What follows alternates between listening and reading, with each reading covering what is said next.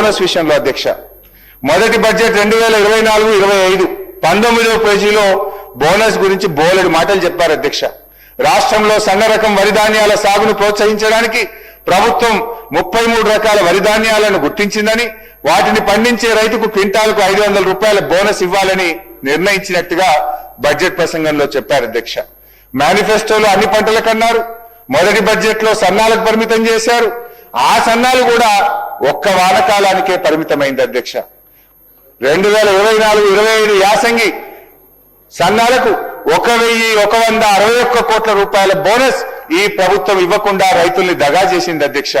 అంటే మార్పు అంటే మడమ తిప్పు అనేటువంటి విధానాన్ని ఇవాళ అమలు చేస్తా ఉన్నారు అధ్యక్ష. రాజ్యాంగం సాక్షిగా చట్టసభల్లో ప్రవేశపెట్టిన బడ్జెట్ ప్రసంగానికి ఒక పవిత్రత ఉంటుంది అధ్యక్ష. కానీ బడ్జెట్ లో చెప్పింది, ఆర్థిక మంత్రి గారే స్వయంగా అసెంబ్లీలో చెప్పినటువంటి బడ్జెట్ ప్రసంగంలో చెప్పిన మాటలే అమలు కాకపోతే ఇంకా ఈ బడ్జెట్ కి ఏం అర్థం ఉంటుంది అధ్యక్ష? నాకైతే ఐఎమ్ ఫీలింగ్ అషేమ్డ్ అధ్యక్ష. అంటే బడ్జెట్ శాంటిటీనే ఈరోజు దెబ్బతీస్తున్నటువంటి పరిస్థితి అధ్యక్ష.